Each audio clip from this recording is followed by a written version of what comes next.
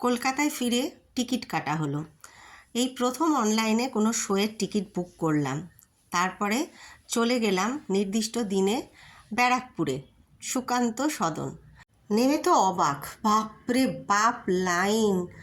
মানে সুকান্ত সদনের গেটের মুখটা থেকে পুরো দাদা বৌদির বিরিয়ানির যে বড় দোকানটা এখন হয়েছে রেস্টুরেন্টটা, সেই বিরিয়ানির টাওয়ার, সেই পর্যন্ত লাইন এঁকে বেঁকে চলেছে সাপের মতো। কোথায় যে শুরু কোথায় যে শেষ মানুষ বুঝতে পারছে না। আমি বলেছিলাম সেই কলেজের দিনগুলোর মতো লাইন দিয়ে গিয়ে কনসার্ট দেখব, কিন্তু বুঝে যায়নি তার মাঝখানে প্রায় 30-40 বছরের গ্যাপ হয়ে গেছে। কিন্তু আর একটা জিনিস ভেবেও মজা লাগছে যে এই 30 বছর ধরে বাংলা ব্যান্ড এত জনপ্রিয়।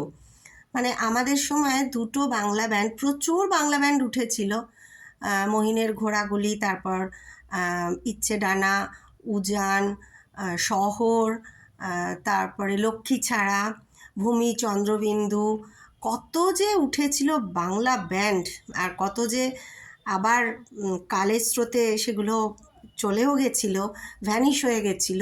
তার মধ্যে যে দুটো ব্যান্ড এখনও নাম করা, সেই দুটো ব্যান্ডের সম্পর্কটা সেই কি বলবো, সুচিত্রা উত্তম তুলনা করা যায়, কিংবা উত্তম সৌমিত্র এরকম বলা যায় আমাদের কাছে।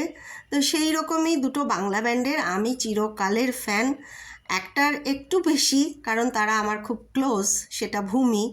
আর তা বাদে এই ব্যান্ডটা, তার পরে পরেই এই ব্যান্ডটা আমার ভীষণ প্রিয়। দাদা বৌদির বিরিয়ানির হাঁড়ি যাচ্ছে। এই যে সেই টাওয়ার, দাদা বৌদির বিরিয়ানি, সবাই যারা কলকাতার বাইরে দেখতে চাও দাদা বৌদির বিরিয়ানির হোটেল, দেখে নাও। মানে বিরিয়ানির লাইন আর সেদিন শোয়ের লাইন প্রায় এক হয়ে গেছে। এত ভিড়, এত ভিড় একটা শো বাংলা ব্যান্ডের জন্যে, দেখেও ভালো লাগছে। সত্যি কথা, বাংলা ব্যান্ড না আসলে বাংলা গানের সেই জনপ্রিয়তার ধারাবাহিকতাটা বোধহয় থাকতো না। আমাদের সেই স্বর্ণযুগের গানের পর বাংলা ব্যান্ডই কিন্তু বাংলা গানগুলোকে বাঁচিয়ে রেখেছে, এ কথাটা স্বীকার করতেই হবে। বহু এমন অনেক গান আছে আমরা গুনগুন করেছি, আমরা নেচেছি, হৈ হৈ করেছি এবং আজও মনে রেখেছি। সেই ব্যান্ডের গান শুনতে যাচ্ছি মেয়ের সাথে, আমি, আমার কর্তা আর মেয়ে। তাই জন্য লাইনে দাঁড়িয়ে একটুও অস্বস্তি বা বিরক্তি ফিল করছিলাম না, খুব মজা লাগছিল। শেষে ঢুকলাম হলে। টোটাল তিনটে হবে। হ্যাঁ, তিনটে দেখে নিয়েছি, যা দেখার চলে আসবে। ইয়াং জেনারেশন বরাবরই হিন্দি গান পছন্দ করে। তারপরে এখন তো আরও যেহেতু আমাদের ছেলেমেয়েরা ইংলিশ মিডিয়ামে পড়াশুনো করা ছেলেমেয়ে, তারা ইংলিশ ব্যান্ডের গান পছন্দ করে, অনেক কথা বলতে পারে সেসব নিয়ে। কিন্তু বাংলা গান খুব একটা যে তাদের ভালো লাগে, ভালোবাসে, এরকমটা দেখা যায় না।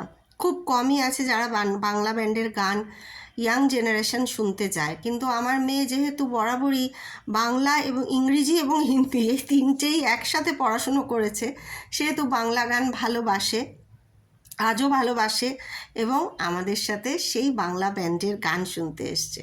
এবার বলো তো কোন ব্যান্ডের গান শুনতে এসছি আমরা?